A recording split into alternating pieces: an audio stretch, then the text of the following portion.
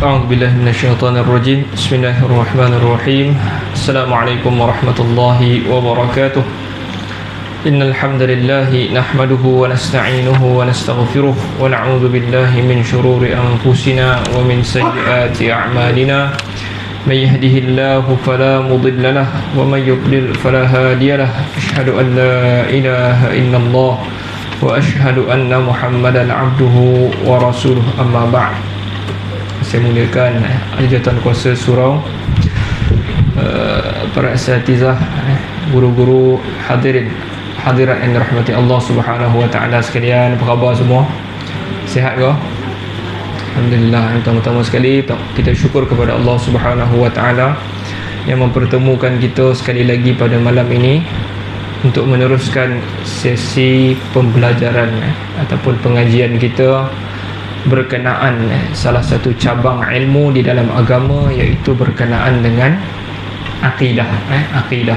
Jadi akidah ini tidak lain apabila kita belajar, kita makin jelas tentang kebesaran Allah Subhanahu wa taala. Kita tak belajar akidah ni untuk bertekak dengan orang lain. Kita tak belajar akidah ni hanya untuk bergaduh dengan orang lain, tak akidah, ataupun kita nak cari kumpulan kita ke, tak akidah yang kita belajar ni ataupun akidah ni maksud dia apa? Pegangan kita, kefahaman kita dengan berkaitan dengan Allah Subhanahu wa taala. Jadi apa sahaja yang ilmu yang kita belajar, ilmu sebahagian ulama bila sebut ilmu, orang ni ilmu ni secara amnya ataupun secara umumnya, ilmu adalah apa sahaja benda berbentuk pengetahuan. Tetapi Ibnu Abbas apabila ditanya tentang ilmu, apa itu ilmu, dia orang golongan salaf dia tak faham ilmu tu ilmu repair almari ke, ilmu buat, tak.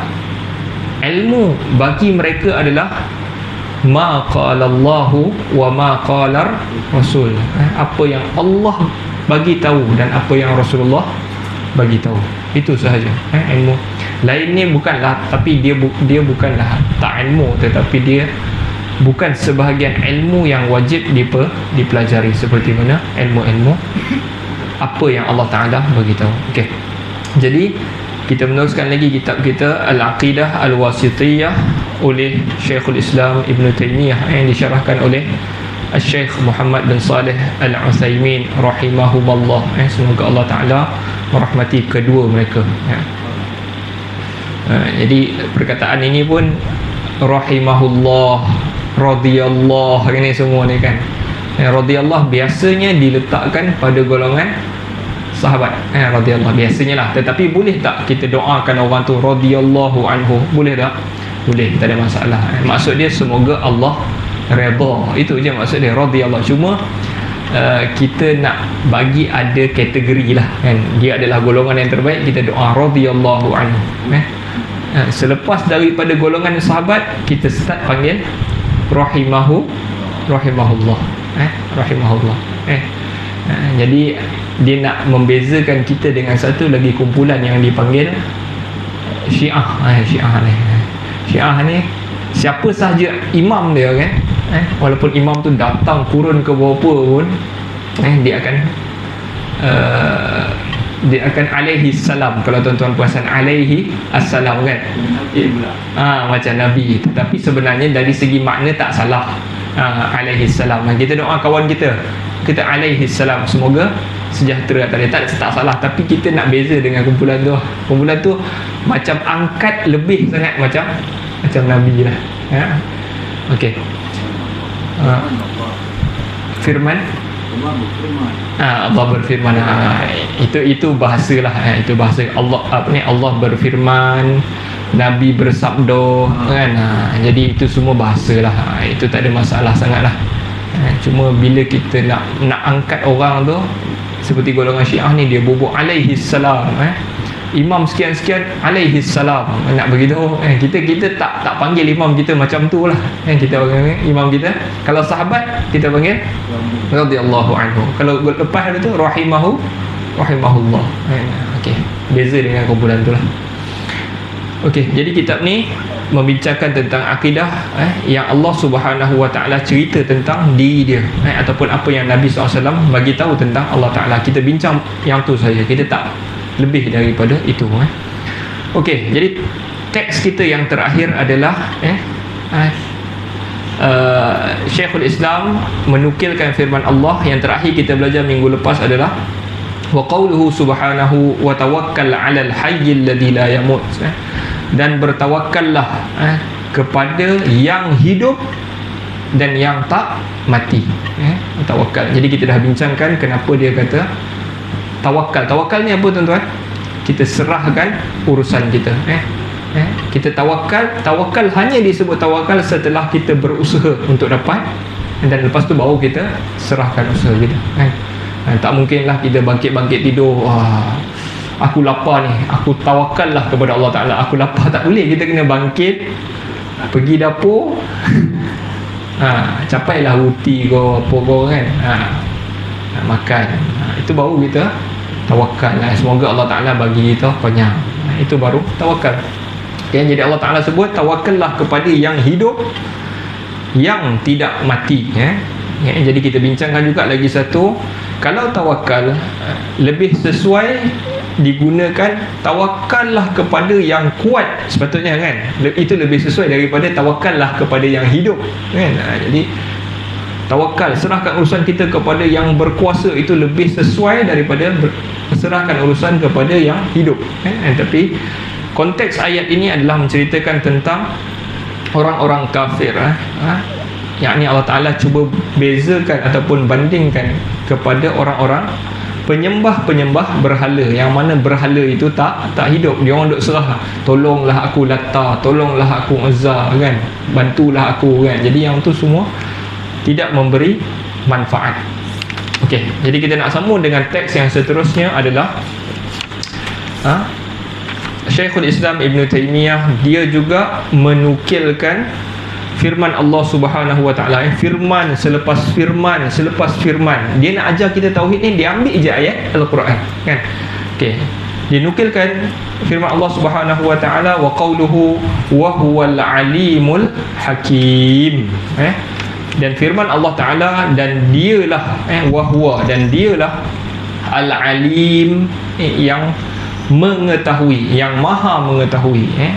Al-alim dengan al-alim ada dua perkataan yang berbeza dalam bahasa Arab. Alim tahu, alim sangat-sangat tahu, sangat maha mengetahui. Itu alim, maha mengetahui. Jadi kita dah bahas perkataan al-alim ni tadi tu. Al-alim, Allah kata dia al-alim, itu nama Allah, nama dia alim. Dan apa sifat dalam nama itu? Tahulah. Tuhan itu sentiasa tahu. Apa yang Allah tahu? Allah tahu benda yang pasti, yang pasti berlaku. Allah tahu benda yang mungkin berlaku, mungkin berlaku pun dia tahu. Contohnya apa yang ada dalam hati-hati. Wa ya'lamu ma tusirruna wa ma tu'linun. Dia tahu apa yang kamu sorokkan dan apa yang kamu jelaskan. Apa yang kamu sorokkan. Jadi kalau kamu sorokkan tu, kamu buat, dia tahu. Mungkin, itu mungkin. Allah tahu tentang yang mungkin, dan juga Allah Ta'ala juga tahu benda-benda yang mustahil. Mustahil berlaku pun dia tahu. Okey, itu maksud al-alim. Dia tahu segala-galanya. Dan perkataan yang kedua, al-hakim. Hakim. Apa maksud al-hakim? Al-hakim juga nama Allah Subhanahu Wa Ta'ala. Nama ada sifat. Bila ada nama Allah, maknanya ada sifat. Tetapi kalau sifat belum pasti ataupun belum mesti ada nama. Tak. Okey. Jadi yang bila ada nama Al-Hakim, nama Allah Hakim. Hakim. Macam hakim mahkamah tu lah, Hakim. Al-Hakim. Okey, jadi apa maksud Al-Hakim? Al-Hakim ada dua maksud. Yang pertama adalah datang daripada perkataan hakama, yang menunjukkan hukum. Tuhan adalah Tuhan yang menghukum. Hukum tu maksud dia menentukan. Dia menentukan perkara tu. Itu maksud datang daripada perkataan hakim. Dan yang kedua datang daripada perkataan ihkam. Ihkam maksud dia tersusun rapi, ataupun kerja itu bagus. Jadi Al-Quran juga kita sebutkan Yasin wal Quranil Hakim. Yasin dan Al-Quran yang Hakim. Apa maksud Hakim? Hakim dekat situ maksudnya Quran itu selain daripada dia mengandungi maksud-maksud yang bijaksana, Hakim, dia juga maksudnya tersusun dengan rapi. Al-Quran ni kadang-kadang kalau kita baca terjemahan, kita nampak kojab cerita ni, tapi sebenarnya dia adalah satu susunan daripada depan sampai belakang dengan susunan yang sangat rapi. Itu maksud Hakim. Jadi Tuhan ni nak bagi tahu nama dia Hakim tadi ada maksud hukum, ada maksud bijaksana yang kedua, dan yang ketiga juga maksud dia tersusun dengan rapi, Jadi apabila dia tentukan sesuatu hukum, di belakang tu ada benda yang dah ditentukan dengan baik. Okey, itu maksud Al-Hakim. Okey. Jadi kita patah balik kepada perkataan hukum tadi, hukum. Jadi Allah Taala dia ada dua jenis hukum. Hukum ini pembahagian oleh para ulama lah. Hukum.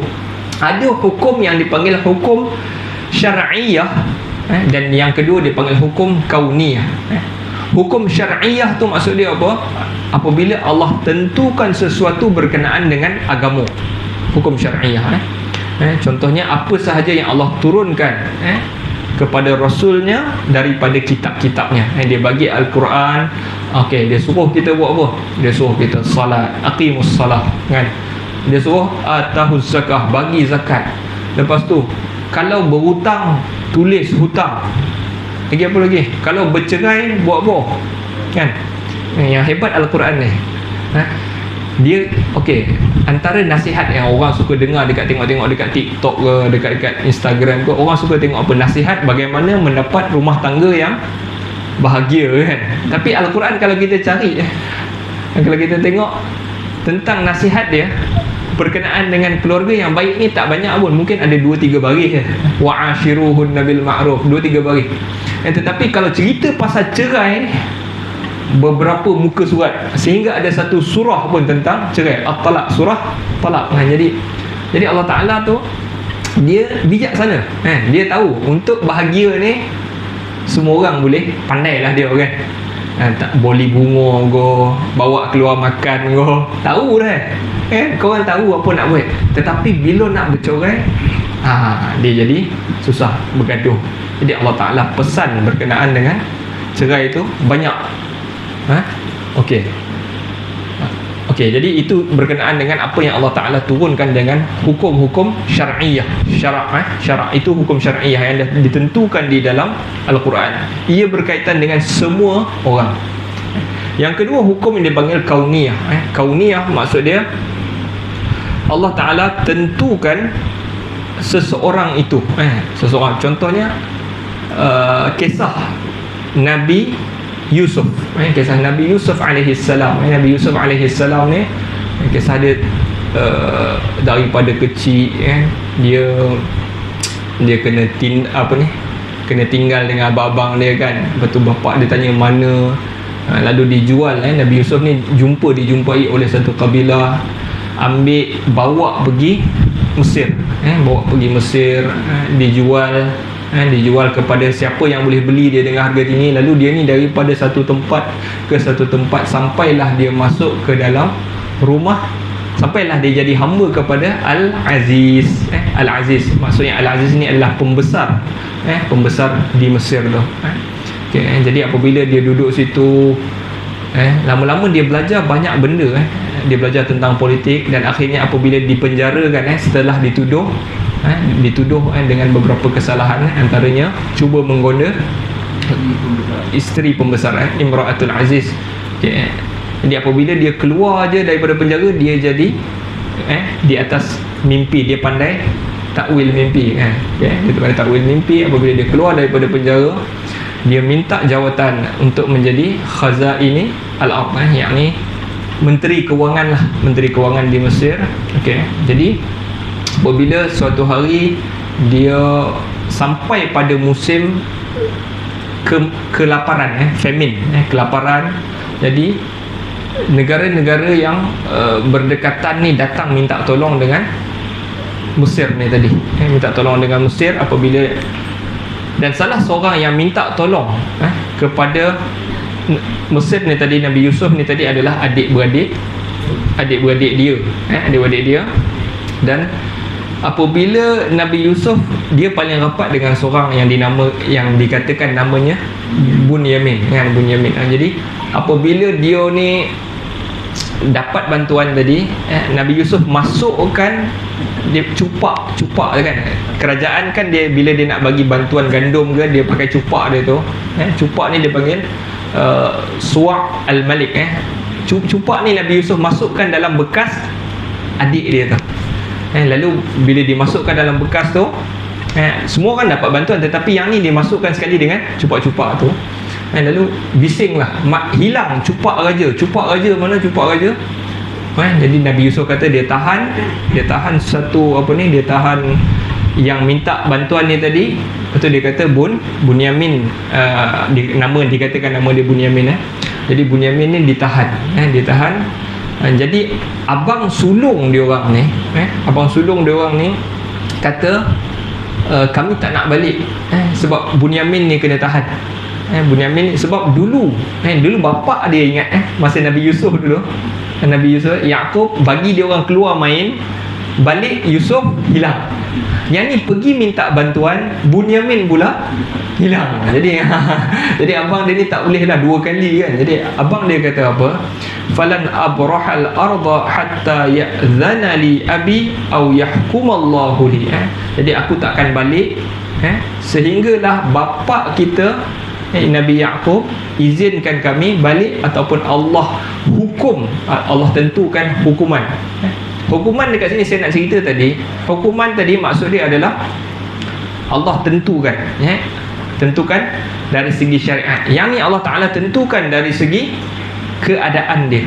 Jadi Allah Ta'ala mungkin dah ada perancangan. Jadi aku tak akan keluar daripada Mesir sehingga bapa aku bagi izin, ataupun Allah dah tentukan apa-apa sahaja kepada diri aku. Yang tu contoh bagi kauniyah.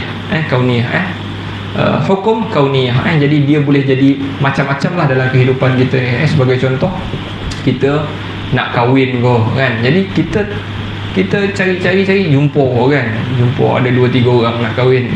Kita kahwin dengan dia. Itu adalah hukum kauni kepada kita kan. Dia bukan mesti semua orang kahwin dengan orang perempuan tu, tak. Kita yang Allah Ta'ala tentukan kahwin dengan orang tu. Itu hukum kauni. Yang tadi hukum syar'i yang apa dalam Al-Quran, dan ada juga hukum kauni. Okey, dia banyak istilah sikit lah tuan-tuan. Okey, surah At-Tin. Jadi Allah Ta'ala beritahu, alaisallahu bi ahkamil hakimin, dalam surah At-Tin. Tapi yang ni ada satu bid'ah yang popular orang kita buat.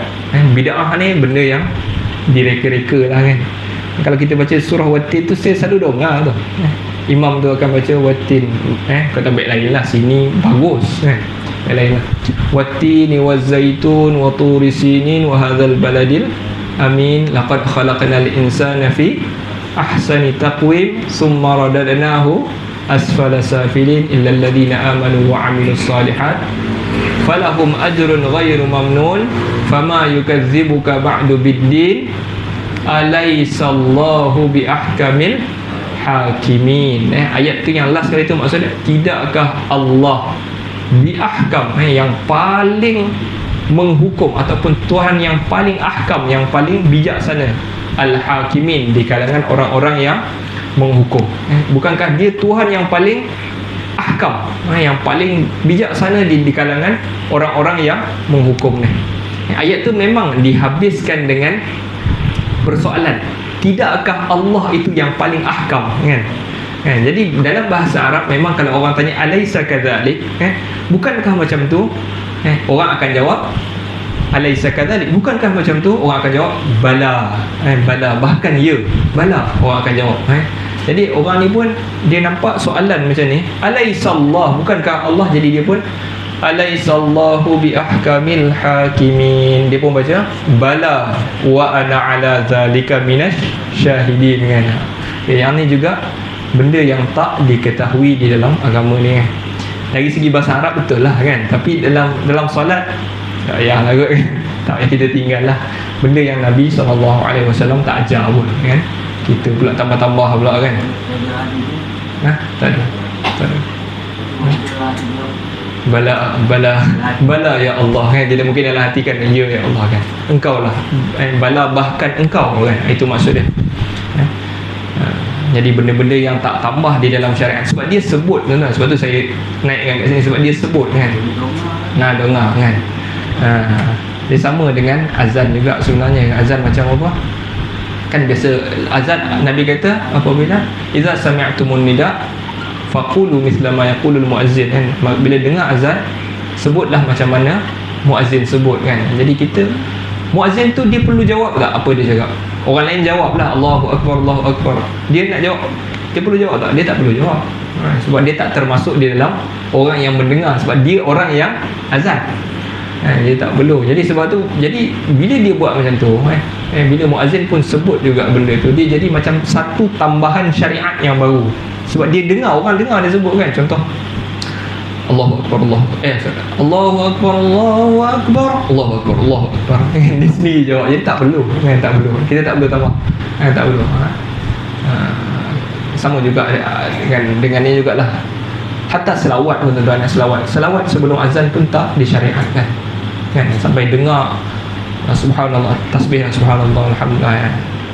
Tapi itulah kita nak, sebab dalam pendidikan kita macam tu kan. Sebab ada pertandingan azan tuan-tuan. Budak-budak sekolah rendah ada pertandingan azan. Tadika pun ada kan. Kita masuk pertandingan azan.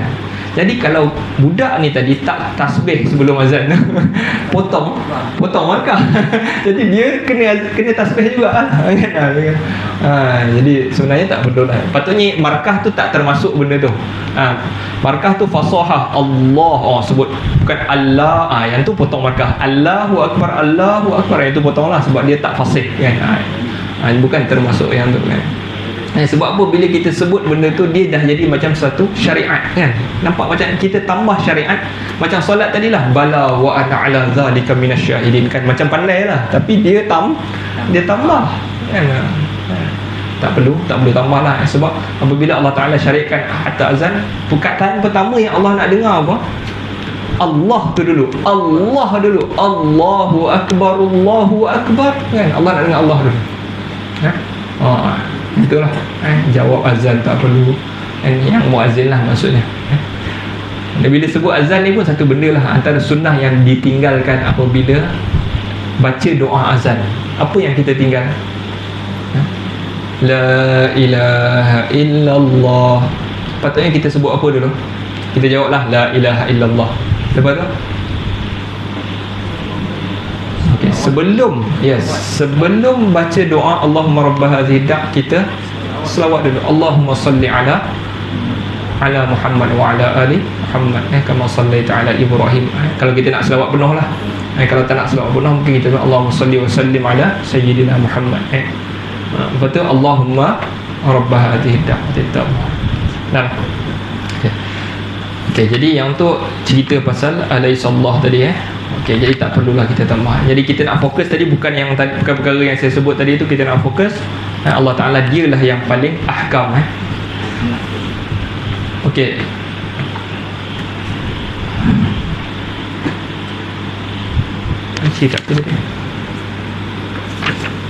Okey, jadi dia tambah lagi dekat sini, tapi bukan semua hikmah yang Allah Ta'ala tentukan kepada orang. Mungkin ada orang kahwin dengan orang ni kan?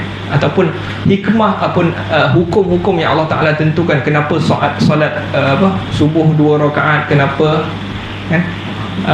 Zuhur 4, Maghrib 3 kan. Yang tu bukan semua benda kita boleh faham. Jadi Allah Ta'ala sebut dalam suratul Isra, wa ma utitum minal ilmi illa qalila, dan tidaklah diberikan kepada kamu daripada ilmu itu illa qalila, kecuali sedikit sahaja. Illa qalila, sikit je ilmu yang kau dapat. Jadi manusia ni bila benda tu dia tak tahu, tak pasti, dia suka sangat cari kan. Dia suka sangat cari seperti mana benda ni dah lama dah lah. Maknanya seperti golongan Yahudi yang bertanyakan Nabi tentang ar-ruh. Dia tanya kepada Nabi, ceritakan kami tentang ruh kan. Jadi yas'alunaka 'anir ruh, mereka bertanya engkau wahai Muhammad tentang ruh. Ruh ni macam mana? Allah bagi jawapan tak kepada Nabi? Allah tak bagi pun. Qulir ruhu min amri Rabbi, bagi tahu, sebut kepada mereka ar-ruh, ruh itu min amri Rabbi, daripada urusan Tuhan aku. Dah. Bukan semua jawapan yang kita nak mesti dapat, tak. Jadi kita tak tahu banyak benda, sehingga Al-Quran tu sendiri kan, Yasin, apa maksud Yasin? Allah tak tahu. Yang kita pasti Allah mulakan dengan Yasin, dia adalah salah satu bentuk intibah. Intibah maknanya nak tarik perhatian. Itu je yang kita tahu kan. Bila di kalangan orang yang buta huruf kan, A, B, C kita sebut kat dia kan, ni huruf-huruf kan, huruf Yasin kan, Alif, Lam, dia macam tarik perhatian lah di kalangan masyarakat yang buta huruf kan. Jadi macam-macam orang cuba nak faham apa itu Yasin kan, Yasin kan. Jadi sebahagian tu yang mentafsirkan Yasin itu sebagai Nabi Muhammad pun ada. Sebab tu kita jumpa selawat sallallahu ala Yasin Ahmad al-Hadil kan, kita ingat sallallahu ala Yasin kan. Allah berselawat kepada Yasin. Maksud dia faham Yasin itu Muhammad, sedangkan Allah tak bagi tahu pun Yasin tu apa. Yasin. Okey, jadi kita patah baliklah, kita tak tahu semua yang hukum yang Allah Ta'ala tentukan. Okey, yang kedua tadi kita sebut innallaha wa huwal alimul hakim. Allah itu alim dan hakim. Hakim tadi maksud dia yang pertama adalah hukum. Hukum ada hukum kauni, ada hukum syar'i. Okey, lepas tu maksud kedua bagi hakim tadi adalah hikmah. Tuhan yang hikmah. Hikmah ni apa yang kita boleh faham di belakang hukuman, apa yang kita boleh faham di sebalik suruhan itu. Contohnya Allah Ta'ala suruh orang yang ada harta lebih, ada harta lebih untuk bayar zakat, keluarkan zakat. Maksudnya harta dia tu cukup nisab, dan juga cukup haul, dia kena keluar zakat. Sedangkan kalau kita tengok orang ni patutnya duit tu dia boleh gunakan untuk buka lagi bisnes baru, tapi Allah Ta'ala tak bagi. Allah Ta'ala keluarkan, bagi kepada golongan yang memerlukan, asnaf, golongan asnaf, bagi kepada asnaf ni. Okay, jadi kita boleh faham maksudnya Allah Ta'ala nak duit itu berjalan di kalangan. Kita boleh fahamlah antara hikmahnya. Dan juga kedua, hikmah yang tu hikmah berkaitan suruhan Allah, dan juga hikmah yang Allah Ta'ala bagi kepada sebahagian manusia sahaja. Contohnya hikmah apabila Allah Ta'ala timpakan musibah kan, timpakan musibah, jadi Allah nak ajar kepada golongan itu. Contohnya dalam Al-Quran Allah kata zaharal fasadu fil barri wal bahr. Allah telah menjelaskan, Allah telah tunjukkan kepada mereka itu al-fasad fil barri wal bahr, kerosakan di darat dan juga di laut, bima kasabat aydin nas, disebabkan tangan-tangan manusia, liyuziqahum ba'dalladzi amilu, supaya mereka itu rasa apa yang telah mereka kerjakan, la'allahum yarji'un, supaya nanti mereka itu kembali balik. Okey, jadi yang tu antara bentuk hikmah yang Allah Ta'ala nak ajarkan kepada manusia. Jadi dalam hukum hikmah syariat dia pun ada hikmah, dalam benda yang dia kenakan atas orang tu pun ada hikmah, walaupun susah, walaupun benda itu berbentuk musibah. Okey, settle. Jadi itu dua nama Allah Ta'ala yang kita masuk kepada teks yang baru, ataupun matan yang baru. Wa qawluhu, Ibn Taymiyah sekali lagi menukilkan firman Allah di dalam surah At-Tahrim, wa qawluhu al-alimul khabir. Al-alimul khabir, alim dah berapa kali ulang dah, 3 kali ulang dah. Al-alim maksud dia apa? Yang maha mengetahui, orang yang ada ilmu, yang sangat-sangat tahu, itu maksud alim. Dan perkataan yang kita nak bincangkan yang ni adalah al-khabir, yang kedua, al-khabir, al-alimul khabir. Khabir, apa itu khabir? Khabir disebut sebanyak 45 kali di dalam Al-Quran. Al-Khabir ni kalau ikut bahasanya, kalau kita kata rajulun zu khibrah, kita kata khabir, perkataan khabir, kita rajulun zu khibrah, maknanya orang ini pengalaman dia banyak pengalaman, khibrah. Jadi kita boleh faham juga maksud dia macam tu. Maknanya orang ni benda tu tak berlaku lagi kan, tapi berdasarkan pengalaman dia kan, dengan pengalaman lah. Pengalaman ni benda yang akan berlaku ni tak pasti lagi kan, tapi berdasarkan pengalaman dia macam cikgu lah kan. Cikgu dah 30 tahun jadi cikgu kan. Nampak seorang budak ni, kasut dia datang hari ni kotor kan, esok pakai sebelah kanan pakai belah kiri, kiri pakai belah kanan kan. Jadi dia boleh tahu dah budak ni macam mana perangai. Dia boleh tahu berdasarkan pengalaman, ada macam ni dulu, budak ni macam tu. Yang tu maksud khabir, khabir yang ada pengalaman. Dan juga khabir juga dia boleh tahu, maksudnya isi benda yang tak berlaku lagi yang khabir, dan juga benda dalaman yang dia boleh tahu. Itu khabir. Jadi Allah Taala ni, maksud khabir yang pertama adalah allazi la yakhfa anhu syai', sesuatu yang tak boleh bersembunyi daripadanya. Maksudnya sesuatu yang tak boleh nak sembunyi, dia tahu. Maksud yang lain adalah al-alim bisarairi ibadihi wa dhamairi qulubihim. Dia mengetahui rahsia hamba-hambanya dan apa yang ada dalam jantung-jantung mereka. Itu juga maksud khabir. Jadi maksud al-alim, al-alimul khabir, alim ni secara amnya, alim ni benda-benda yang zahir, benda-benda yang zahir. Khabir ni benda yang dalaman.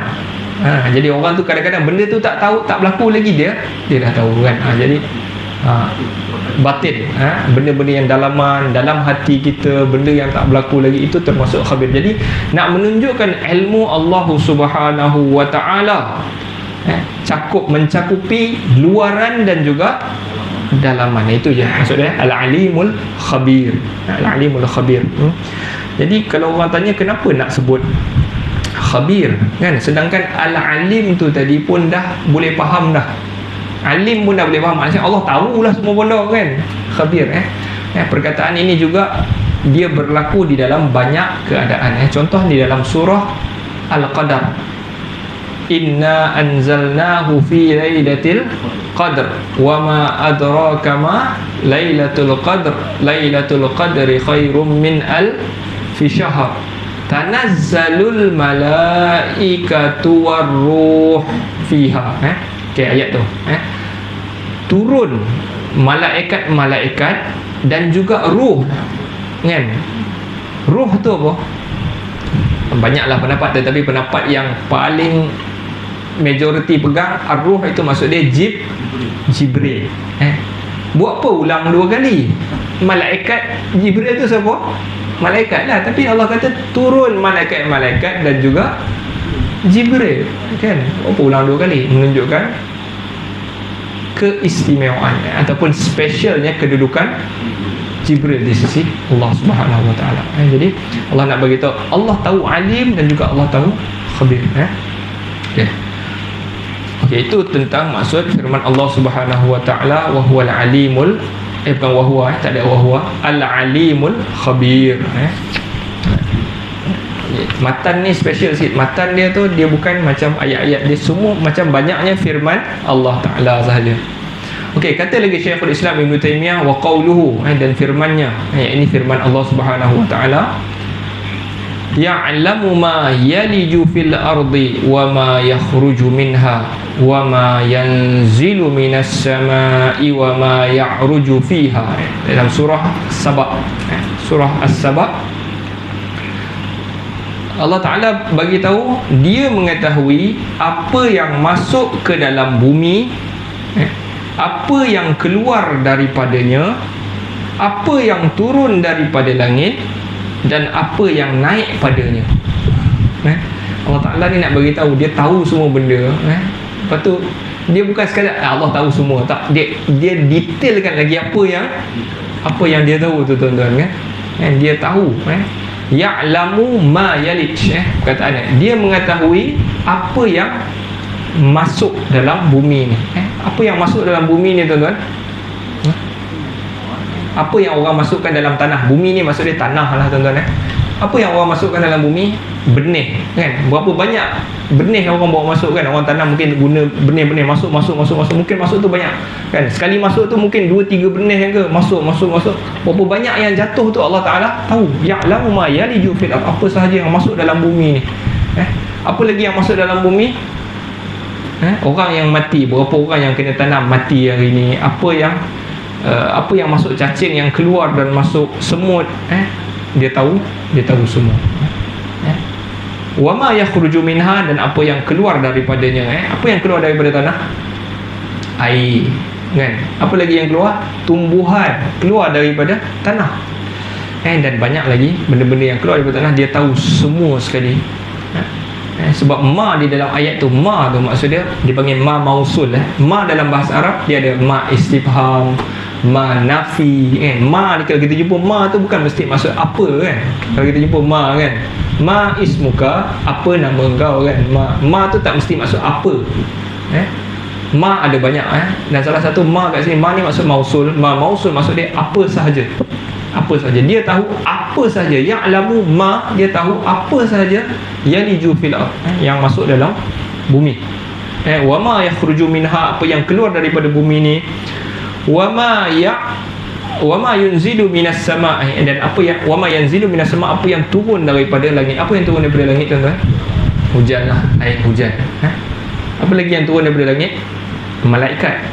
Malaikat turun daripada langit, kan? Malaikat ada 2 shift. Bila? Pagi dan petang lah, kan? Pagi dan juga petang, asar tu, kan? Asar. Okey, hujung asar tu, sebab tu antara tempat yang makbul berdoa adalah asar, kan? Asar tu hujung. Dan hari apa yang paling baik untuk asar ni, yang paling makbul? Hari Jumaat, kan? Jumaat. Jadi ada orang kata malam waktu paling mustajab di antara 2 khutbah semua tu, dia macam tak berapa kuat. Hari Jumaat tu ada orang kata bila paling mustajab, orang kata di antara 2 khutbah. Orang kata, kan, waktu imam duduk tu, antara tu, kan. Jadi tapi dia tak sekuat, lebih kuat sebelah petang lepas asar. Sebab itu antara waktu Nabi SAW berdoa, dan juga malaikat naik waktu tu, nak tukar daripada asar kepada maghrib tu. Itu waktu tu lah, lepas asar tu lah. Jadi Allah Ta'ala tahu malaikat turun daripada langit. Allah tahu berapa banyak. Semuanya Allah Ta'ala tahu. Jadi kita ni manusia, orang tanya pasal rumah kita lah, kan? Kau tahu rumah kau? Tahu, kan? Berapa bilik? Tahu berapa bilik. Berapa katil? Tahu, kan? Berapa bilik air? Semua tahu. Tetapi kalau orang tanya berapa ekor kucing yang masuk rumah kau hari ni, yang keluar masuk rumah kau, kan, kucing, kita tak tahu. Kita tak tahu banyak mana, berapa ekor lipih ada kat rumah kau. Tak tahu dah berapa ekor lipih, kan? Mana kita nak tahu, kan? Kita tahu pun terhad. Allah Ta'ala nak beritahu, dia tahu segala-galanya. Dia tahu apa yang masuk, apa yang keluar. Itu perumpamaan lah, kan, pengetahuan kita dengan pengetahuan Allah Subhanahu wa Ta'ala. Pergi ayat tadi, Uma ya'ruju fiha. Okey, ayat yang kedua. Apa masuk 840? 840. Okey. Allah SWT berfirman, matan yang seterusnya adalah wa indahu mafatihul ghaibi la ya'lamuha illahu. Dan di sisinya mafatihul ghaib, kunci-kunci ghaib, la ya'lamuha, tidak mengetahuinya, illahu, kecuali dia. Di sisi Allah Ta'ala beritahu wa indahu mafatihul ghaib. Ayat ni saja pun dah clear dah. Maksud dia di sisinya kunci-kunci ghaib, perkara-perkara ghaib. Yang pertama sekali Allah start ayat itu. Ayat ni pun juga ayat yang tidak normal dalam bahasa Arab. Sepatutnya Allah kata mafatihul ghaib indahu, kunci-kunci ghaib indahu, Itu ayat normal. Tetapi Allah Ta'ala terbalikkan, wa indahu, orang tak depan, indahu mafatihul ghaib, di sisinya kunci-kunci ghaib. Maksud dia hanya di sisinya sahaja. Itu maksud dia indahu.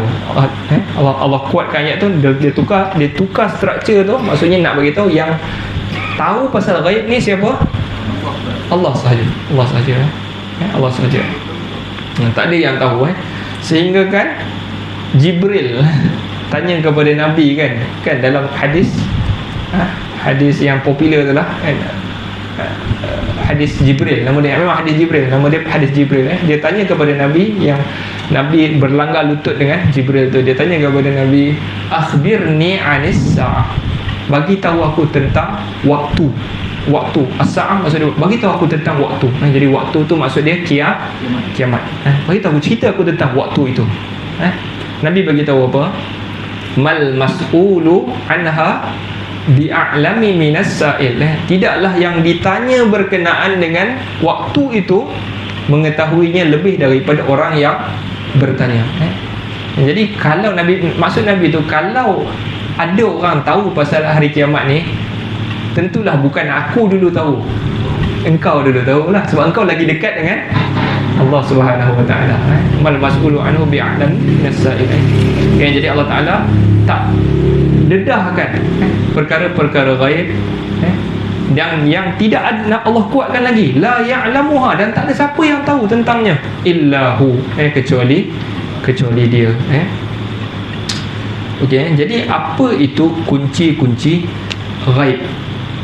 Apa dia kunci-kunci perkara-perkara ghaib? Dalam hadis Nabi ada explain apa itu kunci-kunci ghaib. Nabi SAW sebut dalam hadis yang diriwayatkan Imam Al-Bukhari, Nabi kata mafatihul ghaib khams. Kunci-kunci ghaib itu ada 5. Nabi sebut 5. Lalu Nabi baca surah Luqman. Nabi baca surah, Nabi tak beritahu yang nombor 1 ni, nombor 2 ni, tak. Nabi terus baca surah Luqman.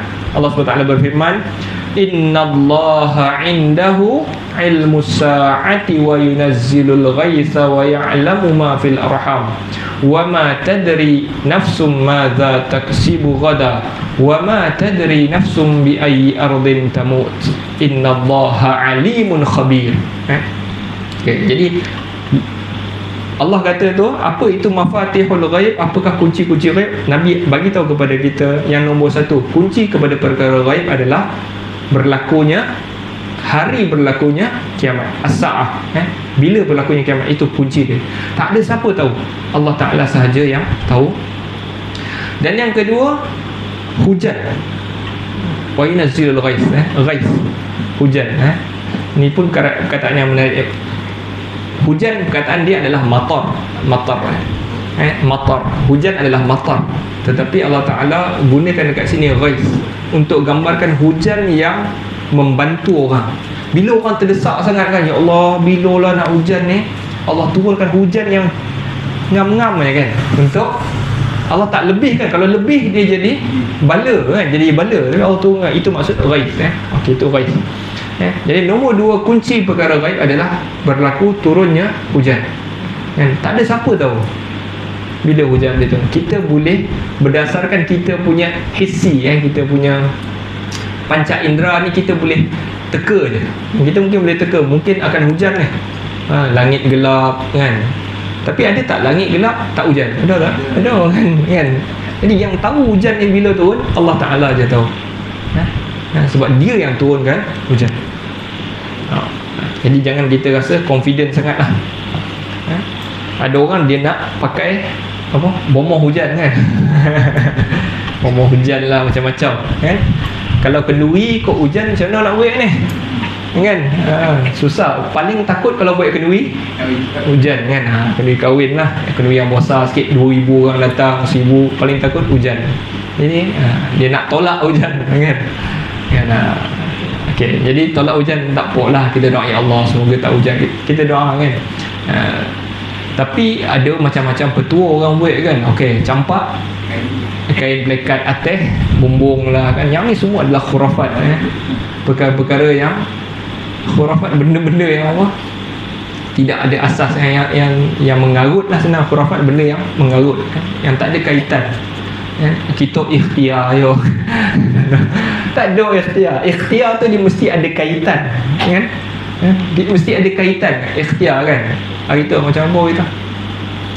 Kan ada bomoh tu lah, kan? Kita ikhtiar supaya Allah Ta'ala jauhkan Malaysia ini daripada Covid. Dia pun angkat 2 biji kelapa, tu campak dalam sungai. Apa kaitan Covid dengan benda tu? Tak ada, kan?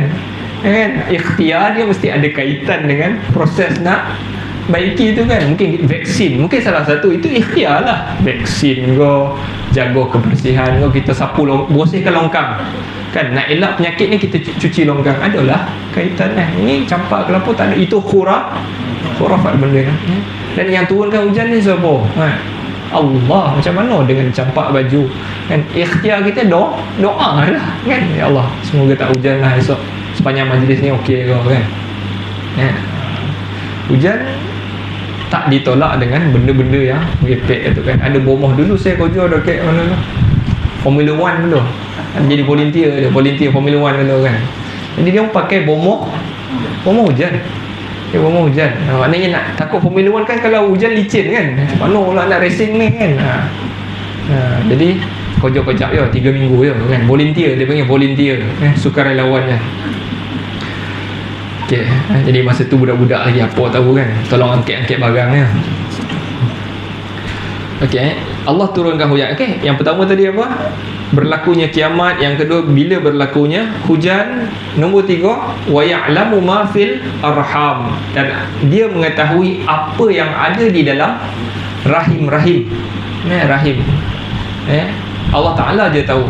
Tapi hari ni orang 3 bulan dia dah boleh nampak, kan? 3 bulan dia akan nampak sekian, Jadi kita takkan Allah Ta'ala itu, kan? Kita pun tahu. Engkau mungkin hanya tahu tentang jantina tu je, kejadian dia macam mana, muka dia macam mana, kan? Sihat ke dia, senang ke dia, terseksa ke hidup dia, kaya ke hidup dia susah ke dia tak tahu. Kita Allah Ta'ala je yang tahu siapa yang dalam perut tu. Wa ya'lamu ma fil arham, dia termasuk di dalam ilmu ghaib Allah Subhanahu wa Ta'ala. Dan nombor 4, wa ma tadri nafsum madza taksibu ghadah.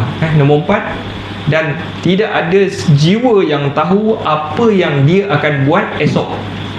Esok dia akan buat apa, itu benda ke depan. Ilmu Allah, ilmu ghaib ni tak ada siapa yang tahu. Wa ma tadri nafsum madza taksibu ghadah. Tak ada orang yang tahu apa yang dia akan buat esok. Menunjukkan kita mungkin boleh rancang, kan? Kita rancang esok saya ada dekat sini, kan? Tapi tak ada siapa yang pasti. Tak ada siapa yang pasti. Mungkin ada benda yang halang, jadi kita pun tak ada apa-apa esok ni, insya-Allah ni. Kita sebab tu apa dia galakkan untuk kita menyebut insya-Allah, wala taqulanna li syai'in inni fa'ilun zalika ghadan. Jangan kau sebut, jangan kau bagi tahu kepada orang tu. Kita janji dengan orang esok sure aku akan, kita tak pasti, sebab apa yang berlaku esok di bawah ilmu Allah Subhanahu wa Ta'ala. Jadi sebagai adab kita terhadap ilmu tu, kita kena sebut insya-Allah, jika Allah mahu. Kalau Allah hendak, dapatlah insya-Allah. Tapi apabila sampai zaman kemudian insya-Allah menjadi satu mainan, insya-Allah menjadi satu mainan. Sebab tu imam-imam dulu, Syekhul Islam Ibn Taymiyah, dia kata kita akan menang lawan dengan Tatar, dengan Mongol. Jemaah kata, ya Syekh, kul insya-Allah. Wahai Syekh, katakan insya-Allah. Ibn Taymiyah tak sebut, dia kata kita akan menang, Lalu Ibn Taymiyah kata, insya-Allahu tahqiqan wa laisa ta'liqan. Insya-Allah, ya betul insya-Allah, tetapi insya-Allah yang tahqiq, yang betul-betul, wa laisa ta'liq, bukan nak mengelak, kan? Macam orang jemput lah, datang esok, insya-Allah, insya-Allah. InsyaAllah tu tak ada lah tu. Jangan salah. InsyaAllah tu maksudnya tak nak berilah, kan? Esok datang kan, insyaAllah, insyaAllah. InsyaAllah tu macam tak nak. InsyaAllah tu jawapan kepada tak nak sekarang ni. Jadi yang tu salah guna insya-Allah. Jadi jangan kita maksudkan insya-Allah. Kalau kita khabar tak nak, kalau kita memang tak nak khabar, tak dapat. Kan tak dapat. Jangan gunakan nama Allah untuk topik orang tu, kan? Insya-Allah lah, kan? Insya-Allah lah tu tak ada tu dah. Okey, wallahu taala. Kita habis kan berapa tadi? Wa ma tadri. Okey, yang terakhir nombor 4, yang terakhir wa ma tadri nafsum bi ayyi ardin tamut, kan? Dan satu jiwa pun dan jiwa tidak mengetahui di bumi mana dia mati. Kita tak tahu kat mana kita mati, kita rasa macam mati kat kampung ni kan, belum tentu ni, kan? Belum tentu. Jadi kita tak tahu. Jadi mana kita mati ataupun ajal, ajal seseorang itu, waktunya, tempatnya kita tak termasuk di dalam ilmu Allah Subhanahu Taala. Jadi kunci-kunci perkara gaib, terutamanya yang 5 ni, tak ada siapa yang tahu melainkan Allah Subhanahu Taala. Kita berhenti kat situ dulu tuan-tuan. Nasallallahu ta'ala yanfa'ana bima sami'na wa yaj'alana hudatan muhtadin. Sallallahu ala sayyidina Muhammad wa ala alihi wa sahbihi wa sallam. Alhamdulillahi rabbil alamin. Azan masuk azan.